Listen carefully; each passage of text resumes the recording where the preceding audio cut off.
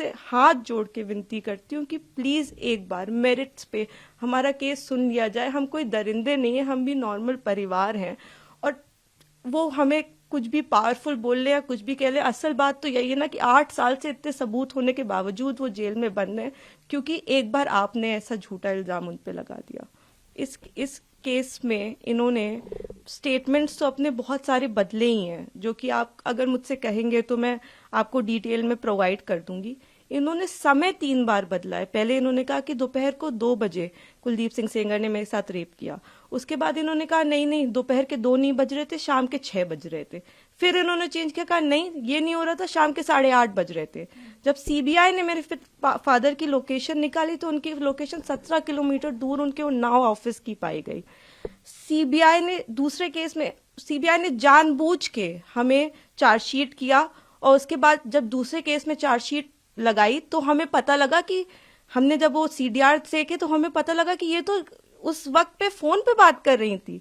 तो सीबीआई ने भी जानबूझ के, आई डोंट नो किस प्रेशर में आके सारे इंस्टीट्यूशंस, लेकिन सीबीआई ने प्रेशर में आके हम पे इनके कहने पे चार्जशीट लगाई। मैं देखिए किसी पे इल्जाम नहीं लगा रही, मैं बस ये कह रही हूँ कि अभी भी ये सारे तथ्य हमारी अपील में मौजूद है। हमारे पास इनका एक एक रिकॉर्ड है। एक बार हमारी बात प्लीज सुन ली जाए, क्योंकि हम भी बेटियां हैं, 8 साल से इधर उधर भटक रहे हैं। उनके साथ देने के लिए तो बहुत लोग हैं। हम अकेले ही कोर्ट जाते हैं, अगर वो हमें गाली देते हुए भी हमारे बगल से निकल जाती हैं तो उनके पास सिक्योरिटी है, हमारे पास मैडम सिक्योरिटी नहीं है। वो गाली भी देती है तो भी सब कहते हैं कि तुम्हें अपने पापा को निकालना है ना बेटा, तो सीधे देखती रहो, गाली खाती रहो, लेकिन तुम्हें जवाब नहीं देना है।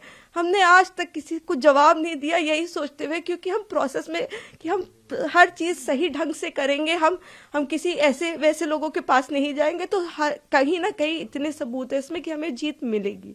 तो हम उसी का इंतजार कर रहे हैं। हमारी बस हाथ जोड़ के यही कि हम बिल्कुल विश्वास करते हैं, हम सारी संस्थाओं पे विश्वास करते हैं, लेकिन मैं बस इतना प्रे करना चाहती हूँ कि किसी के प्रेशर में आके कोई काम ना हो। आप सबूत देख के काम करिए, अगर सबूतों में हमारे जरा सा भी आपको गड़बड़ लगे तब आप ये काम करिए, लेकिन नहीं है। उनसे कहीं ना वो एक चीज सबूत दिखाए।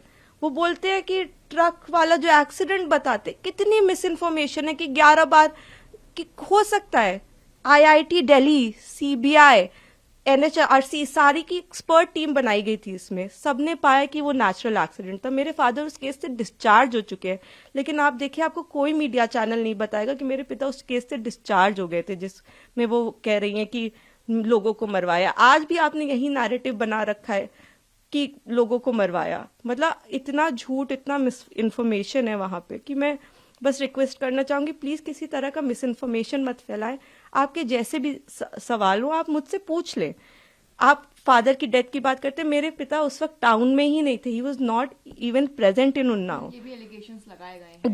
जी, मैं इसीलिए मैं ट्विटर पे रोज मुझे रेपिस्ट की बेटी और जाने क्या क्या कहा जा रहा है, तो मैं जानती हूँ अगर हम अपने फैक्ट्स भी ट्वीट करते हैं या हम फैक्ट्स भी बताने की कोशिश करते हैं तो हमें बहुत अलग अलग नामों से बुलाया जाता है। हम जवाब भी नहीं दे सकते क्योंकि सारी हमें पता है कि सारी संवेदनाएं वो सब एक तरफ जुड़ी हुई है। हम तो बेटियां हैं ही नहीं, लेकिन ठीक है हम सब झेल रहे हैं। लेकिन जो आप वही मैं कह रही हूँ ना कि तथ्यों पे कोई बात करे। आप कह रहे विटनेस, किस विटनेस को मरवा दिया? अगर एक रिपोर्ट है कि वो नेचुरल एक्सीडेंट था तो हमने कैसे वो कराया? आप बताइए ना। IIT दिल्ली तो झूठ नहीं बोले, एक्सपर्ट टीम्स बनाई गई, इतना प्रेशर बनाया गया। मेरे घर में रोज रेड मारते थे, रोज मेरी माँ को परेशान करते थे, मुझको परेशान करते थे, क्योंकि उस वक्त भी इसी तरह मीडिया में प्रेशर बनाया गया था।